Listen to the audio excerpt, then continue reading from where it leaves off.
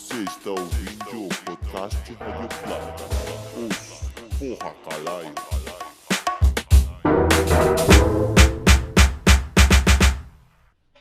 Oke, halo semuanya.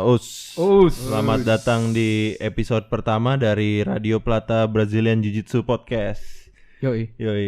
Gimana nih mulainya nih? Ya mungkin kita harus kasih atribut ya buat teman kita. Oh iya, benar-benar. Teman kita kan ya Dim ya. Jadi sebenarnya sebelum kita mulai episode 1 ini, gue pengen ngajak teman-teman semua yang mendengarkan dan juga yang ada di sini untuk pay tribute buat salah satu teman kita. Jadi sebenarnya kan kita hari ini mau ngebahas tentang perkembangan Brazilian Jiu-Jitsu di Indonesia. Nah, salah satu tokoh yang penting juga gitu loh, itu adalah teman kita Eric Springroll. Teman kita itu maksudnya teman kita semua, karena gue rasa Ko Eric tuh kenal kita semua lah gitu. Dan kalau kalian nggak kenal Ko Eric, pasti kalian kenal brand Springroll karena dia membuat gi Jiu-Jitsu itu affordable buat kita semua. Gue yakin banyak banget orang-orang di sana yang memulai karir BJJ-nya dengan beli Springroll. Iya benar. Gue yakin banyak banget orang yang nggak afford misalnya gi yang impor, tapi Ko Eric membuat itu possible buat kita. Jadi rest in peace buat Ko Eric Springroll. Kita moment of silence berapa detik, sebentar dimulai.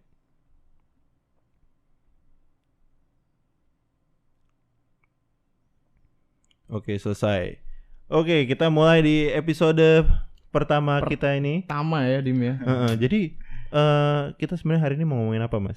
Jadi sebenarnya tuh kan kita mau ngomongin BJJ nih Dim. Tapi kayaknya agak aneh banget kalau kita ngomongin BJJ tapi kita nggak tahu gimana kita bisa BJJ sampai hari ini gitu. Kalau nggak ada seseorang yang bawa ke Indo kan. Benar, karena gue rasa ya kan sekarang BJJ makin banyak yang ikut ya. Benar banget. Jadi mungkin kalian yang terutama yang baru-baru, mungkin kalian nggak tahu gitu gimana caranya BJJ ini olahraga yang dari Brazil ini bisa nyampe ke Indonesia gitu. Kan nggak ujuk-ujuk timbul kan, berkembang dari silat terus jadi BJJ. Iya, nggak mungkin tidak seperti itu. Jadi sebenarnya ada beberapa orang yang membawa Jiu-Jitsu ke Indonesia, yang salah satunya adalah bintang tamu kita hari ini, yaitu siapa tuh Dim? Prof Dedi Wigraha. Halo Prof. Halo. Selamat sore. Thank you for having me. Oke. So formal dia. So formal. Padahal biasanya kalau dulu formal dong. Awalnya formal. Kalau lagi di gym biasanya cekek-cekekan kita ya. Iya, jadi sebelumnya kita perkenalkan dulu kali ya bintang tamu kita. Jadi Prof Dedi Wigraha is a second degree black belt under Homero Jacare Cavalcanti under the 12-time world champion team Alliance Jiu-Jitsu. Dia juga head coach of Alliance Jiu-Jitsu Indonesia dan juga coach dari National Jiu-Jitsu Team ya. Dan dia juga sekarang menjabat menjadi President of Federasi Brazilian Jiu-Jitsu Indonesia. Yang nanti bakal kita bahas. Nanti bakal kita bahas di di podcast ini. Kita masuk ke pertanyaan pertama. Sebenarnya gue heran nih. Jadi kan lu waktu itu pertama kali ikut Jiu-Jitsu gimana, Mas? Gue pertama kali sih yang jelas nyari di Instagram dulu. Iya ya. Google ya bener ya. Google Instagram. Dan waktu pertama kali gue search BJJ Indonesia, jujur yang keluar langsung Prof Dedi Wigraha. Iya benar-benar. Gitu, ya. Gue tuh juga gitu kan, sebenarnya gue mulainya FYI gue mulai MMA dulu baru BJJ. Terus gue pengen ikutan BJJ, terus gue search siapa sih yang jagoannya BJJ, jagoannya siapa gitu. Terus akhirnya keluar lah namanya si Imade Hadiwigraha gitu kan. Terus pertama kali gue lihat fotonya lagi kayak begini, lagi kayak pakai gi black belt gitu. Wah, nih orang ini sangar nih orang. Pas pertama kali ketemu, Prof saya Dimas gitu. Halo Mas. Saya Dedi gitu. Terus gue kayak bener. Ternyata begini orangnya. Gue juga mikirnya kayaknya dia tegas banget nih kan. Iya, kelihatannya tegas. Langsung dicekek kayak gitu. Iya, terlihatnya begitu, tapi sebenarnya pada aslinya orangnya benar 180 derajat ya. Tapi intinya itu kan cerita kita tuh. Cerita pertama kali kita BJJ. Gue pengen tahu nih, Prof Dedi itu pertama kali bisa ikut BJJ itu di mana dan gimana ceritanya tuh? Coba Prof. Oh ya, jadi awalnya gue pertama kali ikut BJJ tuh mungkin dari akhir tahun 95 waktu itu ya.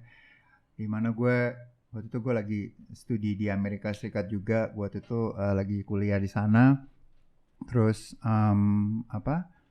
waktu itu gue ya nonton lah satu event waktu itu masih dalam bentuk VHS tuh ya guys. Jadi videonya masih dalam bentuk VHS. Gue dikasih lihat ada satu event yang namanya, mungkin sekarang kalian semua udah pada tahu, namanya Ultimate Fighting Championship. Jadi gue nonton event itu.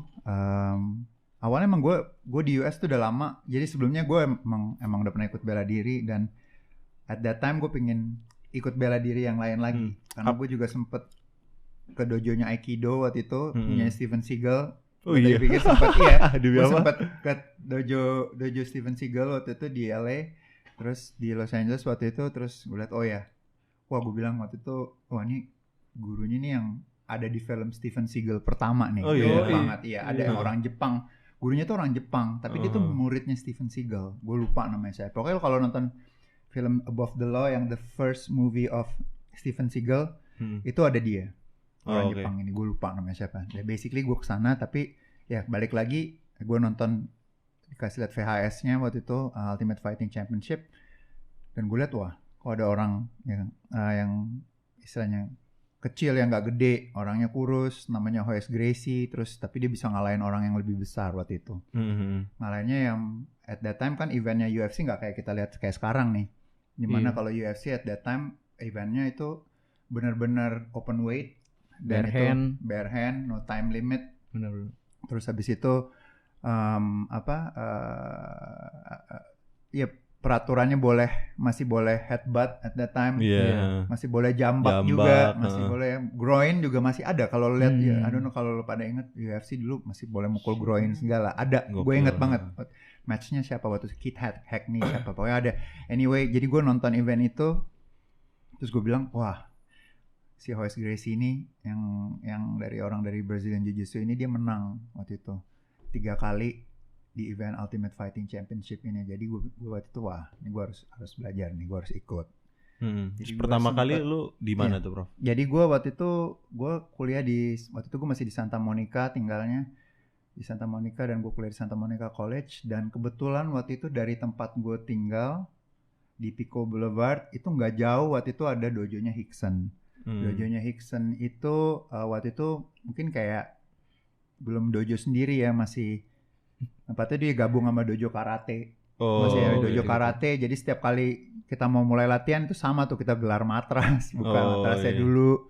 Terus kita pasang-pasang matras ya, pemanasannya kayak gitu, sama lah kayak misalnya kita di beberapa tempat di Jakarta juga masih suka ada yang kayak gitu. Jadi buka matras, terus habis itu kita gelar matras, habis itu ya udah kita baru mulai latihan. Habis itu kalau udah selesai latihan kita baru rapiin matrasnya lagi, taruh di tempatnya. Ya itu awalnya dojonya Rickson di Pico Boulevard seperti itu. Terus habis itu ya gue latihan, dan ya sampai saat ini, dari tahun pas gue dari LA, gue sempat pindah ke San Francisco, dan gue pindah tempat latihan juga karena gue waktu itu pindah kuliah juga ya, pindah kampus lah istilahnya.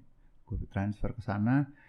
Ya gue waktu itu tinggal di daerah Daly City, dan untungnya waktu itu karena dulu di SF tuh di San Francisco nggak banyak dojo martial art juga ya, BJJ ya terutama ya. Karena waktu itu ada Carly Gracie, bapaknya Charles Gracie, which is di downtown tempatnya. Dari tempat gue tinggal tuh agak jauh, di Daly City tuh agak jauh. Jadi kayak Daly City tuh kayak di pinggir. Ada dojonya Half Gracie juga waktu itu di Mountain View, agak jauh juga, which is gue harus nyetir jauh. Nah kebetulan gue di Daly City itu ada dojonya kakaknya Henzo, kakaknya Half, namanya Charles Gracie. Dia baru pindah waktu itu. Tapi di situ lu udah blue belt ya? Waktu itu gue udah blue belt. Jadi blue beltnya udah dari Rickson ya? Iya, jadi gue waktu itu dapat blue belt dari Rickson, terus gue pindah. Habis itu ya gue masuk ikut Charles Gracie, gue udah blue belt waktu itu. Dan kebetulan dojonya juga baru buka waktu itu. Dan ya gue sempat latihan di sana. Terus ya udah singkat cerita ya gue balik ke Jakarta. Waktu itu gue sempat sampai jadi gue dari blue belt, gue dari tahun 2001 gue baru dapat lagi tuh purple beltnya dari Charles Gracie. Gitu. Jadi sempat pulang dulu, abis itu balik lagi baru dapat purple belt ya. Iya, purple belt gitu. Prof, gue mungkin ini di sini banyak yang pengen tahu juga. Gue ngerasa semua praktisi jiu-jitsu tuh menuhankan Rickson Gracie. Betul sekali. Iya kan, karena dia tuh ibaratnya gini Dim, kalau lu main gitar gitu kan lu kayak ngelihatnya Slash gitu. Iya, Lu iya, kayak semua orang tuh pasti yang ikut BJJ Iya. pasti pertamanya pasti bilang gue lihat UFC, gue Iya. lihat Hoist gitu kan. Gracie. Terus habis itu Gracie, ya. salah satu memang figur BJJ terkuat di dunia itu kayak Rickson. semacam Rickson gitu. Kayak Rickson nggak pernah kalah kan. Iya. Nah Rickson tuh kita juga tahu Rickson punya karakter yang cukup keras apa segala macam. Gimana Prof waktu itu latihan sama Rickson tuh kayak apa sih suasananya? Ya, jadi Rickson at that time memang kalau gue bisa cerita dikit, Rickson tuh nggak ngajar waktu gue join di sana, dia nggak ngajar white belt. Itu udah pasti. Yang ngajar white belt tuh sekarang waktu itu ada 2 instruktur yang namanya Mauricio, satu lagi sama gue lupa nama panggilannya. Pokoknya dia sekarang jadi instruktur di Maui Jiu Jitsu. Oh, oke. Namanya julukannya Limau. Gue jadi lupa kok nama panggilannya itu. Pokoknya intinya yang ngajar dia berdua waktu itu. Nah, dari gue white belt sampai gue blue belt itu baru. Karena kalau begitu lo blue belt di Rickson, baru lo latihan sama Rickson. Dan waktu gue mulai itu juga bisa dibilang pas blue belt itu dari blue sampai black itu gabung kelasnya. Oh, oke. Jadi gabung ya. Ya waktu that time hampir semuanya sih ada sih waktu itu, kayak siapa ya, kayak Saulo juga sempat latihan, Saulo Ribeiro, terus Fabio juga ada, dan ya emang orang waktu itu semuanya kayak Fabio istilahnya siapa? Fabio Jurjal juga sempat ada, sempat datang ke LA, sempat ada, terus Fernando Margarita dan nama Margarita, pokoknya banyak lah, like world champion sempat latihan juga. Dan lu pernah ngerol sama mereka semua dong? yang gue pernah waktu itu sama Saulo sih, tapi yang lain gue nggak sempat. Terus dihabisi Anda bro. Waduh, habisin banget. blue belt. Iya masih blue belt juga, nggak bisa apa-apa. Terus ya sama Rickson juga sempat waktu itu sekali cuma ngerol. Cuman ya gimana rasa yang ngerol sama Rickson tuh apa bro? Nggak ada tekniknya yang nggak banyak terlalu yang banyak aneh gitu. Iya. Nggak terlalu main pressure kayak gitu-gitu. Tapi dia nerapin konsep invisible jiu-jitsu-nya di Iya, itu kan ya. yang uniknya mungkin agak sedikit beda ya. Jadi maksudnya bedanya kayak ada certain position dia beda dari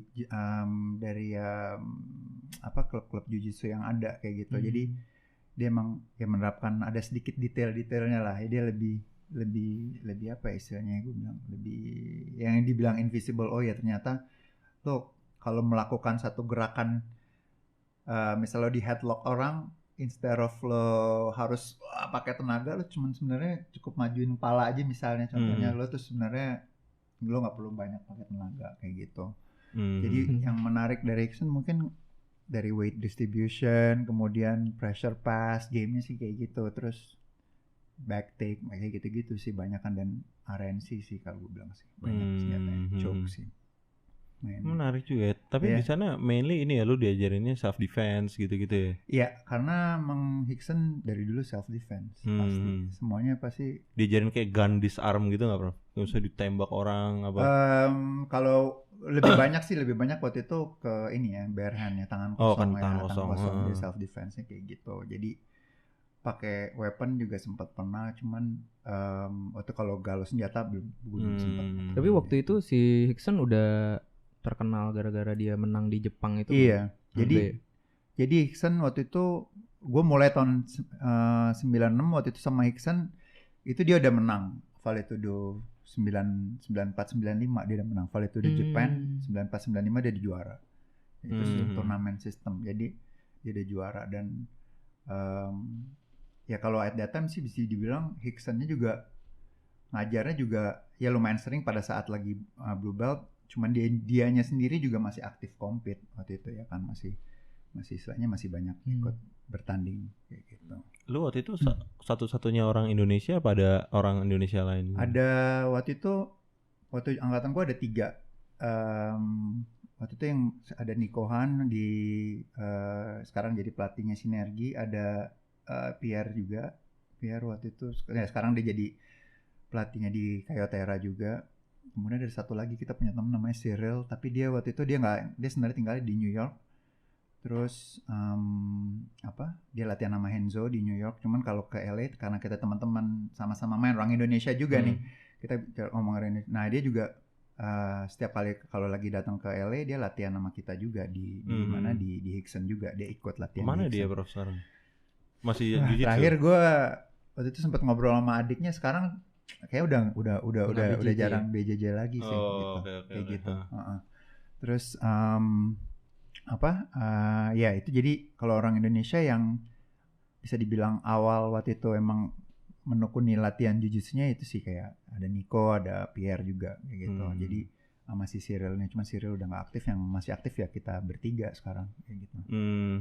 Nah dari sepanjang itu Prof, cerita lu pertama kali bisa masukin BJJ atau mulai memperkenalkan ke teman-teman di Indonesia tuh kapan tuh Prof? Terus gimana tuh ceritanya? Jadi pas gue balik ke Indonesia tahun 98, ya at that time memang jiu-jitsu nggak ada kan. BJJ emang nggak ada di Indonesia, dan sebenarnya gue awalnya cuman mikir gue udah pernah latihan jiu-jitsu kok, gue pingin latihan lagi lah istilahnya. Biar ada temennya ya. Ada temennya gitu. Awalnya juga gue sempat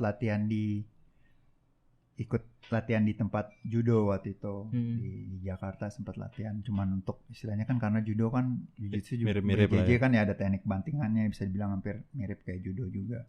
Nah sempat latihan di sana, dan gue sempat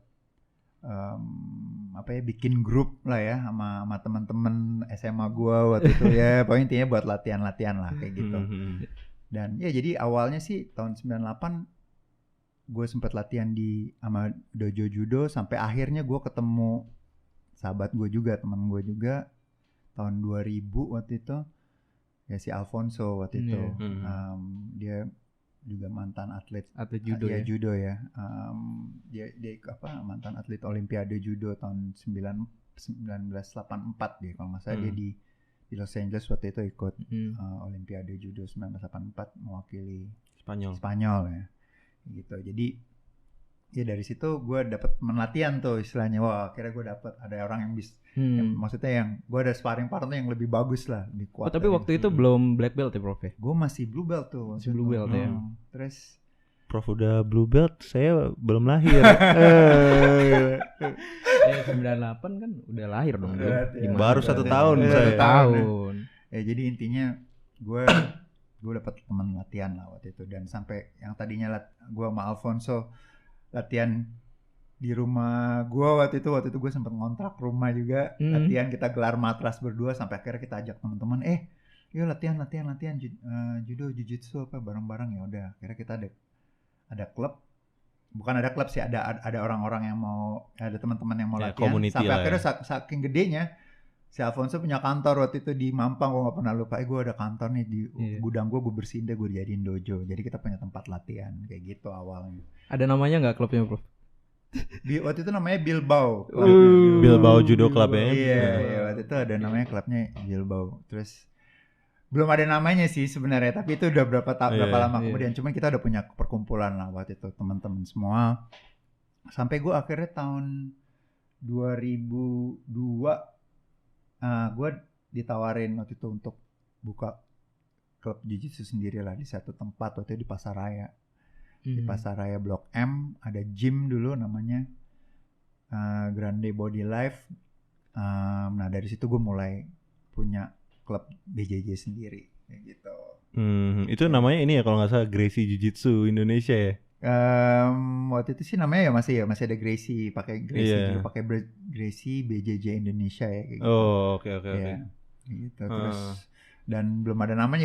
Sebenarnya sih ya lebih ke BJJ-nya lah namanya ya. Jadi gue cuma ngasih tahu stylenya nih yang Gracie Jiu-Jitsu nih gitu. Terus secara nama sih gue belum punya waktu itu. Gue belum ada nama. Cuman ini Brazilian Jiu-Jitsu ada gitu. Berarti back then itu sebenarnya di Indonesia cuma lu doang yang. Iya waktu itu belum ada sama sekali kan tuh. Belum ada. Gue itu sempat ketemu ada gue sempat pas tahun 98 pas tahun 98 tahun 99 gue sempat ketemu Martin Hartono juga, sempat gue lagi tanding basket. Dia sempat latihan juga tuh, dia bilang gue pernah latihan. Gue lagi ikut pertandingan basket waktu itu di Bulungan. Jadi karena gue dulu kerja di bank kan, di salah satu bank multinational company gitu. Jadi bikin pertandingan antar perusahaan lah gitu. Dan gue main waktu itu. Jadi gue somehow gue lagi pakai sweater Gracie gitu. Terus si Martin nyamperin bilang, ayo lo latihan jiu-jitsu juga. Iya gini-gini. Nah, gue ada, ya itu salah satu gue punya training partner lagi tuh. Sama Martin Hartono, gue punya training partner. Nah dia waktu itu kan ya dengan Jarumnya itu dia tanding basket juga ketemunya, dia emang dia main basket juga untuk Jarum. Ya itu cerita yang lain, sisi yang lain ya. Jadi gue sama Martin juga sempat ketemu, sempat latihan juga. Tapi yang benar-benar gue kalau buka gym sendiri tuh tahun 2002 lah, itu di Pasaraya. Itu bawa nama belum bawa nama Gracie itu ya. Bawa ya Brazilian Jiu-Jitsu, Gracie Jiu-Jitsu gitulah, banyak sih gitu. Gitu. Cuman tujuannya gue langsung put nama Gracie Jiu-Jitsu enggak, itu cuman gue mau ngasih tahu ke orang kalau style Jiu-Jitsu gue tuh Gracie atau Gracie kayak gitu. Jiu-Jitsu. Karena waktu itu juga itu kita mulai masuk tuh di Indonesia tuh mulai masuk tuh UFC waktu itu. Iya benar-benar. Orang udah pada tahu lah. Itu tuh banyak gue ada cerita, itu kalau ada cerita lagi tuh kalau gue mundur lagi dikit, gue waktu itu sempet tahun 2000-an itu gue sempat ditawarin jadi ini kan salah satu televisi swasta, TPI Fighting waktu itu. TPI dia bikin ini MMA fight ya kan. Nah gue waktu itu ditawarin jadi ya istilahnya jadi komentator, gue jadi wasit juri juga waktu itu kan. Jadi TPI beli rights-nya Pride Fighting, I don't know kalau lo tahu Pride Fighting, dia beli rights-nya. Terus semuanya pakai ring, makanya kalau lihat dulu kan TPI pakai ring. Iya, ngikutin Pride gitu ya. Size-nya juga gedenya sama, rules-nya juga rules Pride pakainya. Nah waktu itu mereka sampai bawa representatifnya Pride untuk ngasih training wasit juri, dan gue waktu itu ikut. Gitu. Ya mungkin kayak sekaligus sebagai konsultan kali ya bro. Iya waktu itu gitu ya. Dan gue waktu itu gue ikut, dan nah dari situ gue juga sempet tuh gue mundur lagi nih dikit. Karena dari TPI itu gue sempat ngelatih petarung kan, ada Aji Susilo waktu itu sempat ke Jepang juga, sempat ke Jepang dan menang. Nah dari situ tuh habis dia menang baru gue buka di Pasaraya. Jadi mundur lagi pas gue di Pasaraya itu baru buka sesudah gue ngelatih, sudah gue jadi wasit juri, sudah gue ngelatih fighter, gue jadi coach pelatih. Waktu itu ada Putu di kelas heavyweight. Sama satu lagi ada si Aji di kelas middleweight waktu itu. Dia menang di middleweight dan dia menang di Jepang. Ya itu sih gitu. Itu tahun 2002 baru Pasaraya buka. Setelah itu kapan mulanya lu tuh sebenarnya membentuk tim sendiri, Prof? Jadi awalnya tahun 2003 temen gue, maksudnya Niko balik ke Indonesia. Waktu itu dia baru selesai balik ke Indonesia dan for good, dan waktu itu dia juga ikut latihan di tempat gue yang sama nih di Pasaraya. Jadi gue bilang udah nih latihan, kalau mau pakai latihan gue ada tempat di sini. Ini kondisinya lo waktu itu gue belum gue nggak ada ngomongin mau buka tim atau apa, nggak, cuman basically ya gue ada tempat latihan, kita bisa latihan di sini, jangan ada anak-anak, ada member yang udah join nih istilahnya mau belajar BJJ. Terus ya udah akhirnya habis itu Niko balik, ya udah mulai dari situ sempat satu poin di mana akhirnya gue tadinya nggak pernah mau bikin, gue tadi mau sempat mau affiliate sama satu tim nama Nova Uniao juga, kalau lo tahu sebenarnya gue awalnya tuh maunya Nova Uniao. Kalau gue cerita tuh gue Mora ya bro. Itu 2003 gue ingat banget, gue nggak pernah lupa. Itu tahun 2003 gue sempat kontak Nova Uniao. Gue sempet telepon Andre Pederneiras udah oke, dia udah kasih tahu persyaratannya atau apa. Terus keluarlah habis tadi gue udah bilang udah oke nih, gue mau pakai Nova Uniao. Cuman balik lagi pas Niko balik, ya ini dia nih. Pas Niko balik gue bilang ngapain? Kita bilang lu bikin ini afiliasi, lu harus bayar apa segala macam. Ya udah mendingan kita bikin sendiri. Akhirnya bikin, ada sinergi ya kan. Terus ya sambil berjalan lama, yang salahnya buat itu ya ini dia, gue pelajaran juga sih kesalahan yang gue lakuin dari masalah sinergi ini adalah yaitu dia, kita nggak ngomongin di depan kondisinya kayak gimana. Jadi yang terpaksa gue harus mundur lah. Long story short, gue pokoknya cabut lah gue dari sinergi at that time gitu. Jadi gue cabut. Habis itu Tapi ini ya gue ada kondisinya- tempat sendiri kondisinya. Kondisinya lu udah Prof Dedi sama Prof Niko udah black belt ya? Belum.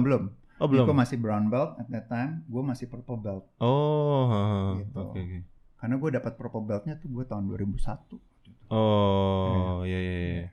Itu latihannya juga masih di Pasaraya tapi. Masih di Pasaraya. Oh, Masih di Pasaraya. Tapi itu udah under sinergi berarti. Pas di Pasaraya belum sih. Belum Pas ya. Niko balik baru Kita namanya ngomong, sinergi itu jujitsu dia gitu. Sinergi, iya. Oh, oke. Gitu. Terus balik lagi, akhirnya gue mundur dari sinergi, gue nggak lanjut.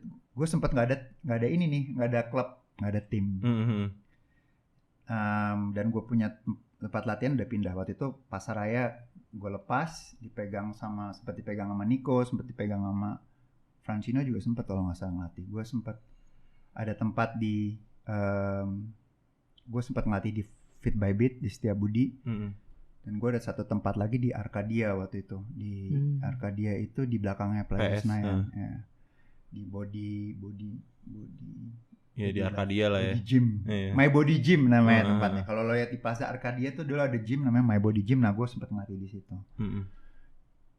Gue juga ada anak-anak yang latihan. Gue udah ada Arthur waktu itu. Cuman kita nggak punya tim, nggak punya klub. Iya. Sempet dari tahun, kalau nggak salah gue keluar dari sinergi itu tahun 2009 gue lepas lah dari sinergi. Gue nggak ada tim tuh sampai tahun 2011. Jadi 2 tahun gue tuh bener-bener kita latihan jiu-jitsu, ya udah latihan aja gitu. Balik lagi, semakin gue ke depan, semakin gue mikir gue kasihan sama anak-anak yang latihan, member-member gue ya kan, udah latihan lama-lama tapi putih terus sabuknya. Jadi gue ada ide lah, Arthur sama gue ada ide, kita bilang Arthur, gimana kalau kita affiliate yuk sama klub lain, gitu, supaya istilahnya kita mau seriusin nih, mau gedein, kita mau punya sistem sekolah yang benar kayak gitu. Jadi ya waktu itu sempet lah milih berapa afiliasi, cuman ternyata yang cocok sama Alliance waktu itu. Jadi dari Alliance itu tahun 2011 tuh. And dari tahun pokoknya gue sampai tahun 2011 gue waktu itu masih ngantor nih, masih kerja di kantor. Gue udah mutusin gue stop, gue nggak mau ngantor lagi, gue mau serius aja sama jiu-jitsu aja. Gue 2011 gue affiliate sama Alliance, gue berangkat ke Atlanta, gue ambil instructor course sama latihan di sana tuh. Dalam kondisi gue yang udahlah, gue males kerja di kantor, gue nggak badan gue kayak apa istilahnya, gue agak stres terus, kerja begadang melulu, kerjanya keluar minum melulu segala macem. Jadi gue mutusin udahlah 2011 gue mau stop, gue mau serius jiu-jitsu aja waktu itu. Jadi 2011 gue berangkat ke Atlanta bareng Arthur ambil instructor course waktu itu, sama kita latihan di sana. Nah dari situ udah berlanjut terus sampai sekarang ya bro. Sampai sekarang. Gitu, iya. Oh, oke. Itu kan sebenarnya tadi kita udah bahas mengenai ya jiu-jitsu in the past gitu ya, jiu-jitsu Indonesia. Jadi sebenarnya lu tuh ngebawa jiu-jitsu ke Indonesia tuh dari US gitu ya kan, karena lu sempat belajar di US juga. Nah sekarang gue sebenarnya pengen bahas tentang jiu-jitsu Indonesia pas waktu sekarang nih. Menurut lu sekarang gimana ini, apa namanya, scene jiu-jitsu di Indonesia tuh sekarang menurut lu perkembangannya gimana Prof, dari semenjak pertama kali lu bawa ke sini gitu? Ya jadi yang kalau dibilang berkembang, ya kita berkembang banget. Buktinya apa? Klubnya banyak. Iya benar-benar. Sekarang ada Alliance, ada Gracie Baha, ada Kayotera, ada Sinergi, ada GF Team, semuanya, Carson Gracie, ada Nova Uniao juga sekarang ya kan, terus ada Carson Gracie. Jadi ini berkembang. Jadi jiu-jitsu di Indonesia berkembang dan menurut gue ini bagus, baik ya kan. Kenapa? Karena kalau dari awal dulu gue waktu masih gue di Sinergi juga itu ngerasa gue bisa dibilang agak monopoli. Karena klubnya nggak banyak. Waktu itu Sinergi kalau pertandingan sinergi ya kan. Jadi ini yang justru menurut gue, kalau sekarang udah gue pikir-pikir sekarang, ini justru nggak bagus kalau terlalu banyak satu klub tapi banyak atletnya. Jadi kita nggak ada kompetisi nantinya, kita nggak bisa, which is buat gue kompetisi itu sehat. Jadi kalau kita ada kompetisi, ada berapa banyak klub, berarti kan kita punya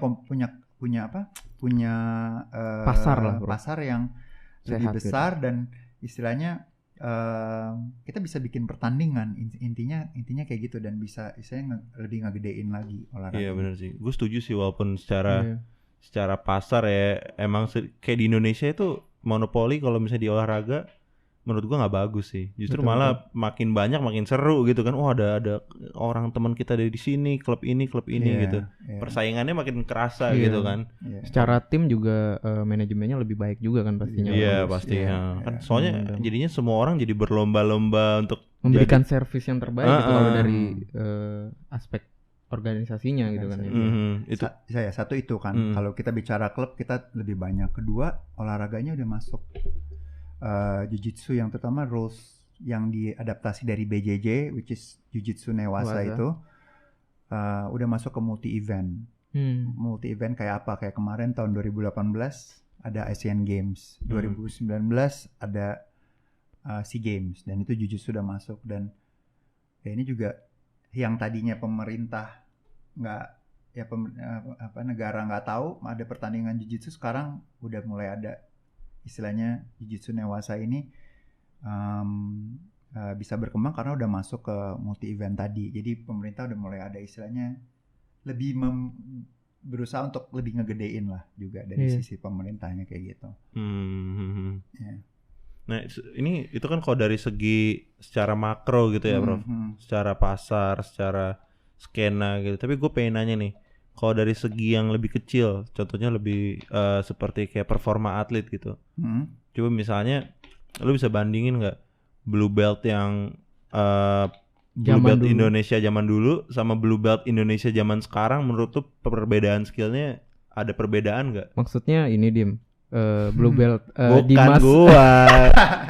Tapi zaman dulu, lo kalau inget-inget zaman dulu rata-rata agak lama-lama loh. Maksudnya dalam arti mereka belajar dari misalnya dari white ke blue aja dulu tuh nggak banyak orang blue belt tuh bisa dihitung pakai jari zaman Indonesia ya kan. Dulu kalau udah blue belt aja lo dipikir wow banget zaman dulu. Waktu zaman di Indonesia tuh bisa kayak gitu. Dan kalau menurut levelnya tingkatnya nggak susah. Balik lagi tergantung. Gue bilang tergantung ya. Kalau masalah level itu tergantung. Kembali lagi. Lo spend waktunya di mana? Kan kita dulu sempat Jiu-Jitsu kan sempat gede di Nogi juga. Ya kan sinergi emang fokusnya Nogi. Dan sebagian sekarang kita mulai mempopulerkan lah ya istilahnya GI, Jiu-Jitsu ya kan. Dan kalau gue bilang perkembangannya gimana ya? Dua-duanya levelnya pasti tergantung. Kalau lo spend waktunya lebih banyak main Nogi, ya gue rasa lo Nogi lo akan jauh lebih baik. Kalau lo Jiu-Jitsu lo lebih banyak main gi, ya lo bakal gi-nya jadi lebih bagus pasti. Dan yang dulu yang ngebedain dulunya itu juga sekarang lo bisa nonton YouTube segala macem teknologi ya. Lo apa aja bisa dapet teknik. Kalau dulu kan nggak ada. Semuanya tergantung. Misalnya kalau gue ngelatih waktu itu Jiu-Jitsu yang gue tahu, ya udah gue latih yang gue tahu. Gitu. Paling source-nya cuman mungkin gue lihat dari instructional video kayak apa, atau mungkin yang gue tahu ya gue ajarin yang gue ajarin kayak gitu. Cuma tapi kalau sekarang apapun lo bisa dapat. Tapi gitu. Positifnya kan kalau misalkan kayak gitu, kita jadi satu teknik gitu kita benar-benar repeat itu berkali-kali gitu kan. Zaman dulu Ini mungkin lebih berkualitas dalam depth in terms of depth gitu mungkin.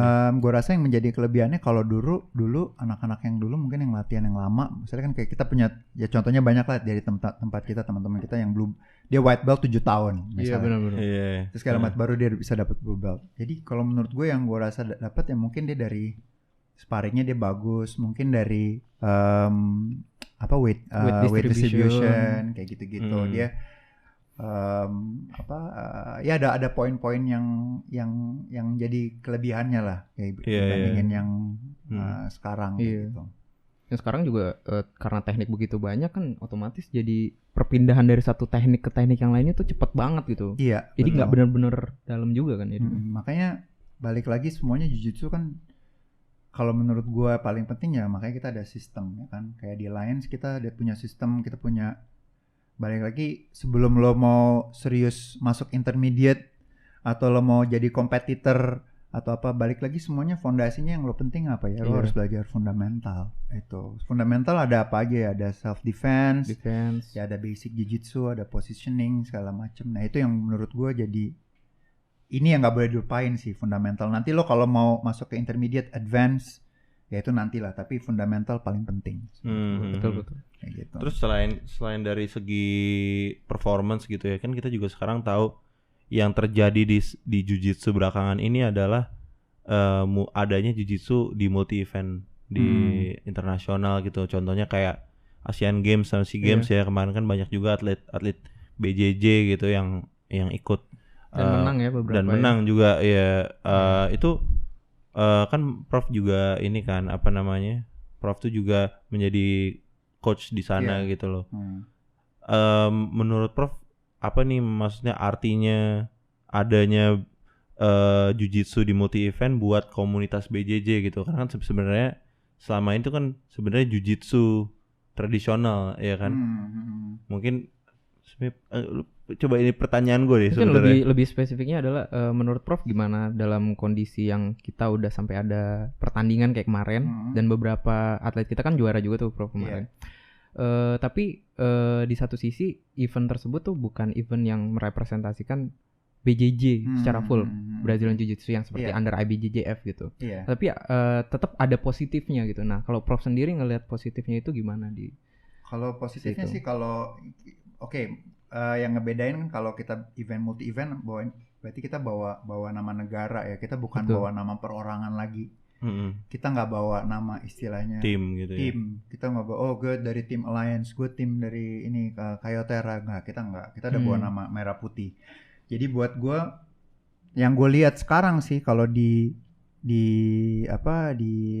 event multi event yang kita lakuin ini kayak Asian Games segala macam, rata-rata yang masih ikut pesertanya emang anak-anak BJJ.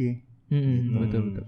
Dan kalau dibilang yang kayak siapa, kayak Rengga atau segala siapa yang menang, atau Arik kemarin yang dapat medali lah ya istilahnya, itu Willy segala macam, itu memang rata-rata emang mereka orang BJJ gitu. Maksudnya latihannya emang BJJ. Cuman yang menjadi yang kita harapin nih kalau gue bicara ke depannya ya, kalau kita bicara mau bikin mau ngembangin atlet bakal untuk di multi event, ya kita harus cari bibit-bibit yang baru, anak-anak yang baru yang masih muda-muda, yang 20 tahun, 18 tahun, 16 tahun. Ya harus poinnya kayak gitu. Karena kan buat istilah kita mau tanam, mau dari sekarang nih kita latih ke depannya kayak gini. Tapi yang sekarang yang ada yang saat ini yang udah dijalanin, yang anak-anak yang bisa menang itu kan istilahnya umurnya juga udah mungkin udah apa ya? Di atas 30. Di atas 30 ya rata-rata kayak gitu. Jadi ya kita tetap harus cari bibit baru gitu. Caranya gimana ya? Sebenarnya sih harus lebih banyak ngadain apa ya istilahnya, coaching klinik gitu.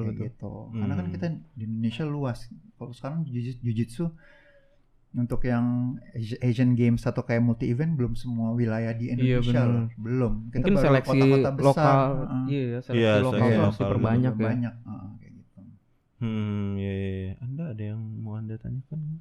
Paling ini Prof, kayak misalkan kan kemarin kita tuh under apa history dia? Under PBJI kan ya. Dengar-dengar isu kan ada organisasi yang lagi Prof buat nih. Nah, itu tuh apa tuh bedanya sama lembaga PBJI itu? Oke, kalau gue bisa cerita, PBJI sendiri itu kan sebenarnya adalah organisasi jiu-jitsu ya.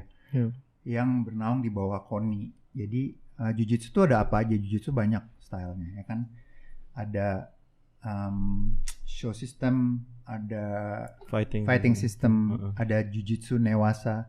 Nah, kebetulan di PBJI ini jiu-jitsu yang dipertandingkan di multi event itu hanya jiu-jitsu newasa. Newasa itu adalah ground fighting, permain bawah. Aturannya gimana? Adaptasinya dari BJJ. Bedanya apa? Jiu-jitsu BJJ sama jiu-jitsu newasa beda. Bedanya adalah di waktu. Dan di waktu berbeda, waktunya itu cuma 5 menit apa 6 menit gitu kalau jiu-jitsu newasa. Nah kalau dan Jujutsu Newasa itu open weight, misalnya open belt. Open belt. Jadi rulesnya boleh submission semua kecuali heel hook ya. Gitu. Terus, nah bedanya sama yang BJJ apa? BJJ lain lagi, ada belt system. Belt system tuh kayak gimana? Misalnya sabuk putih kalau ikut pertandingan BJJ ada, dia bisa tandingnya sama sabuk putih aja. Waktunya berapa lama? 5 menit. Kalau blue belt ketemunya sama blue belt aja. Waktunya berapa lama? 6 menit. Jadi ada waktu-waktunya. Itu yang ngebedain antara Jujutsu Newasa dengan BJJ kayak gitu. Nah, organisasinya pun juga beda ya. Karena PBJI itu adalah bernaung di bawah KONI. Kalau FBJJI itu dia bernaungnya nanti di bawah BOPI gitu. Jadi dua organisasinya yang badannya berbeda juga gitu istilahnya. Kalau yang satu ke KONI, yang satu ke BOPI gitu. Kalau visi misinya dalam waktu dekat ini apa Prof? FBJJI. Nah, FBJJI ini kan goalnya gue tuh visi misinya adalah kita mau menyatukan semua klub BJJ yang ada di Indonesia. Ada apa aja tuh? Ya ada Alliance, ada Gracie Baha, ada Sinergi, ada semuanya lah. Kita mencoba untuk ngerangkul semua nih. Ya kayak sekarang sejauh ini hampir semuanya klub BJJ yang ada di Indonesia tuh udah join sama kita. Dari Sinergi nih Kohan juga ada. Dari Kayotera Pierre juga ada. Dari GF Team juga ada Agus Susanto, Pak Agus. Jadi semuanya kita rangkul gitu. Jadi goalnya kita ke depan adalah ya kita emang istilahnya bukan hanya mau bikin pertandingan, seminar atau apa, tapi kita istilahnya mau gedein juga. Gedeinnya caranya gimana ya? Melalui klub-klub BJJ yang ada. Gitu. Jadi kedepannya gimana? FBJJ ini kita akan bernaungnya nanti di bawah klubnya yang internasional adalah dari IBJJF gitu. IBJJF itu adalah ya International Brazilian Jiu-Jitsu Federation gitu. Apakah ada kompetisi dalam waktu dekat, Prof? Iya, kedepannya ya kita pasti bikin kompetisi. Planningnya nih setahun 2 kali dulu. Cuman ya karena ada kendala ini ya, jadi corona, jadi kita terpaksa ditunda dulu, nanti kita lihat ke depannya gimana. Cuma mudah-mudahan akhir tahun kita bisa bikin lagi sih. Kalau misalnya sampai pertengahan tahun ini nggak kekejar, ya mudah-mudahan akhir tahun kita bikin gitu. Iya mudah-mudahan, amin lah ya. Iya. Gue kira tadinya kita bakal dapet nih Juni ya kan, harusnya Juni ya Prof ya. Iya. Tapi ya kita melihat kondisinya. Melihat kondisi dulu deh. Jadi tuh sebenarnya sekarang kan akhirnya kita punya federasi sendiri gitu ya. Karena memang selama ini kita nggak ada federasi yang benar-benar Brazilian Jiu-Jitsu gitu kan. Betul. Nah sekarang memang ya mungkin buat teman-teman di scene BJJ ini juga masih belum pada tahu bahwa sekarang kita punya loh ada wadahnya nih, ada yang menaungi kita yaitu Federasi Brazilian Jiu-Jitsu Indonesia. Jadi tuh kedepannya tuh bakal ada event-event IBJJF di sini tuh juga memungkinkan ya Bro? Iya, kedepannya juga. Ya gue udah sempat ngomong juga, kita kedepannya bukan hanya mau bikin event dengan bawa IBJJF aja, tapi kita semuanya kayak mungkin selain kita bikin event, kita juga mau istilahnya bikin rule seminars IBJJF rules. Jadi itu juga salah satu plan yang kita mau jalanin juga kedepannya. Dan ya mudah-mudahan kita di tiap kota nanti bisa bikin event. Iya benar. Ya kan kayak mungkin Surabaya Open Open, apa itu? Kalau di Manokwari Open. Tempat tinggal saya, tempat lahir saya itu. Jadi lahir di Manokwari. Betul men, gue lahir di Manokwari. Oh ya, terus kenapa PBJI sama kita beda ya? Maksudnya kita berbeda ya karena PBJI adalah multi event. Nah, kalau FBJJ ini benar-benar kita hanya menaungi style Brazilian Jiu-Jitsu aja, nggak ada style-style yang lain. Jadi di bawah istilahnya kita di bawah federasinya adalah di IBJJF kayak gitu. Jadi gue tekanin itu ya bedanya. Gitu. Tapi ini berarti kalau misalnya dari teman-teman kita yang dari jiu-jitsu tradisional mau ikut event FBJJ boleh aja nggak masalah. Oh boleh aja nggak apa-apa. Nggak ada. Terus itu begitu pun sebaliknya orang BJJ mau ikut mau ikut jadi atlet timnas, mau ikut PBJI untuk menjadi anggota atau mau ikut ini ya boleh aja juga. Kan ya.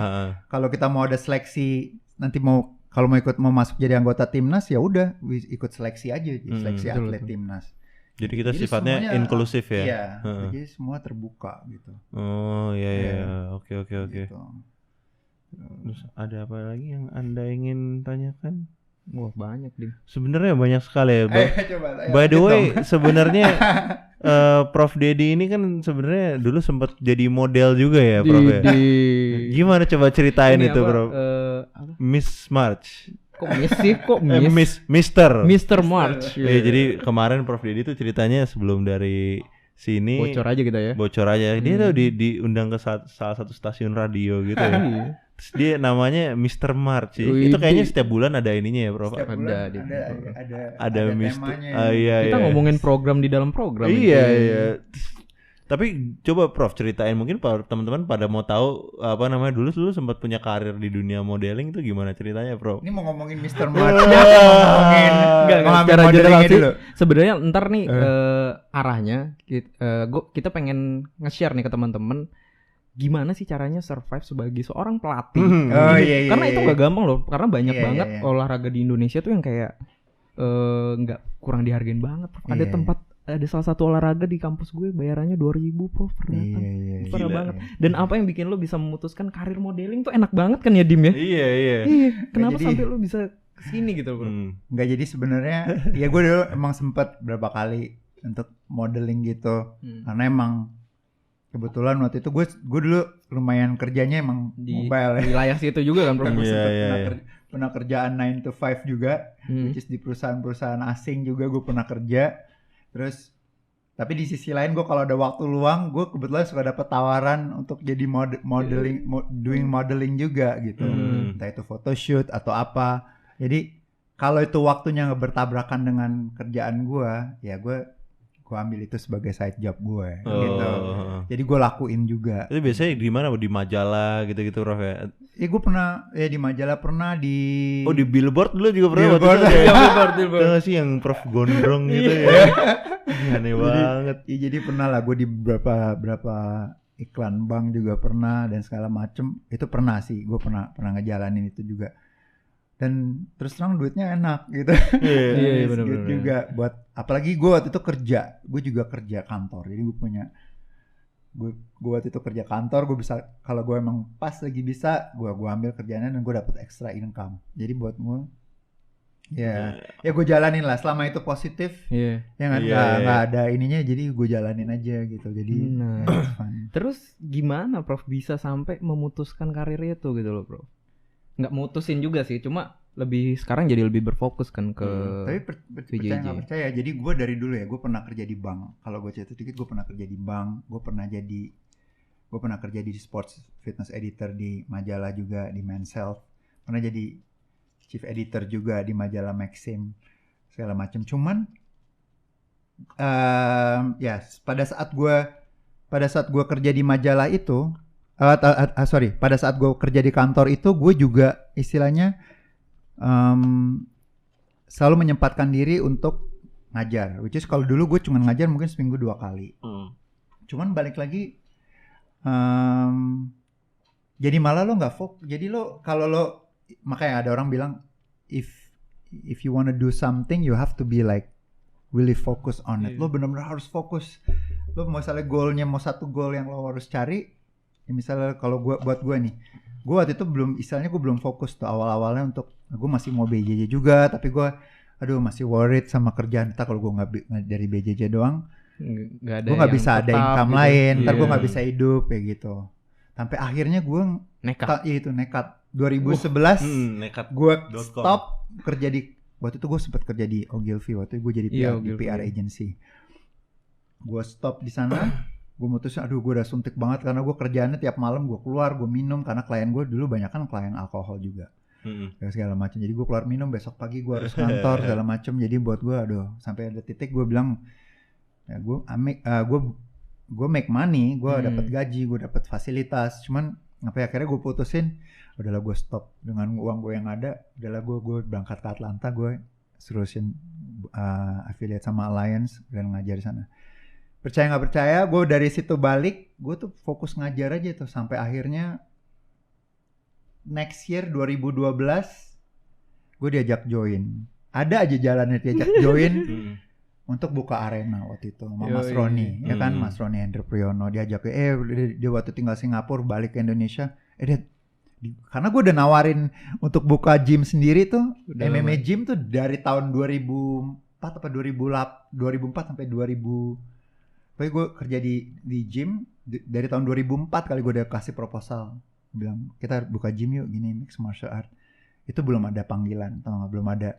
Ya baru dipanggil setelah dari 2004, 2005, 2004 itu mungkin 7 tahun kemudian 2012 baru akhirnya gue dapet partner, ya kan, Mas Roni mau.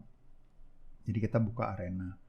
Nah dari situ ya udah sambil berjalan, ya itu dia, makanya gue bilang semakin gue fokus ke sana ternyata arah hidup gue semakin gue sama itu gue fokus dan itu positif, ada aja jalannya. Tapi itu sebelum ECE bro? Atau sempat ECE dulu baru arena buka?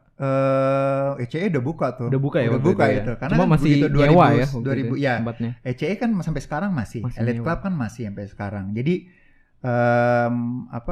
kita sempat pindah klub juga tuh, Alliance tuh. Waktu itu kan Alliance sempat di yang di Arcadia, sempat pindah ke Sudirman Park, terus baru pindah ke Elite Club. Nah dari situ ya itu gue masih ngajar di sana dan Mas Roni balik akhirnya buka arena waktu itu 2012. Ya sampai sekarang syukur-syukur ada aja gitu. Kok jalan kita tidak ada sepertinya ya. Jalan kita bacot ya. Emang harus fokus sih. Benar. Fokus dan ngelakuinnya dengan senang hati dan lo lo mikirnya harus positif juga. Kalau ini emang lo harus yakin yang lo jalanin bukan bagus buat yang gue jalanin, yang gue rasain, bukan bagus buat gue aja tapi bagus buat semua orang kayak gitu. Betul, jadi intinya ya itu sih poinnya, stay positif. Mantap.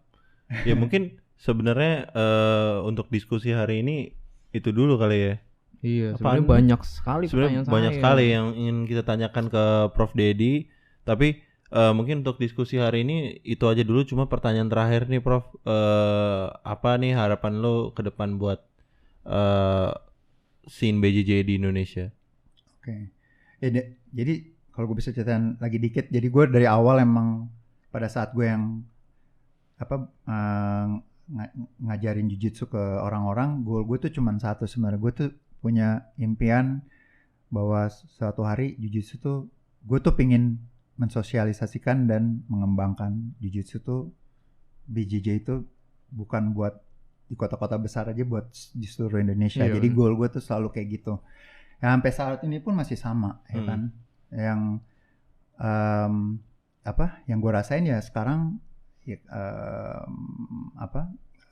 gue akan coba terus ngembangin jujitsunya yang ada di Indonesia dan ya sampai sejauh ini sih ya hasilnya sih ya sama sih, goalnya nggak ada bedanya sih Mas. Jadi kedepannya ya harapan gue ya makin berkembang. Ya, kan ada lo semua kita ya ditunjuk kan? Apa kita kenapa? Ya, ada lo semua yang nanti bisa mewakili untuk membesarkan ini. Tapi semua, memang ya sebenarnya sih kayaknya emang kita secara nggak sadar ini tuh udah gede, Bro. Iya. Cirinya kan salah satunya kayak mulai banyak kayak grapple receh itu menurut gue itu tanda bahwa komunitas kita sudah besar gitu. Iya, ada meme, ada apa. Betul. Iya. Jadi kita berharap yang terbaik lah ya buat komunitas. Iya, komunitasnya pasti, bisa ya. lebih gede dan ya semua orang bisa belajar lah. Benar banget. Bukan hanya kita sebagai orang awam ya, semuanya. Makanya gue juga bukan hanya semuanya militeri kita atau siapalah, semuanya harus tahu ini karena ini bela dirinya yang efektif, bagus gitu buat wanita, buat anak-anak, mama kita. Iya. Betul banget itu. Iya benar, gue setuju banget sih. Iya. Ya, tapi sayang sekali kita harus mengakhiri episode ini ya. Iya, karena kalau kepanjangan kalian juga gak bakal dengar. Ya, tapi intinya gitu, kita nantikan episode selanjutnya aja ya. Mungkin gue dari sini, gue Dimas Bramastio. Saya Andika Dimas Anjasmoro Siregar. Dan saya Dedi Wigraha. Kita pamit undur diri. Os.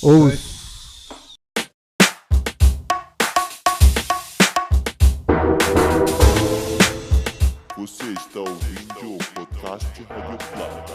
Os Porra Caralho.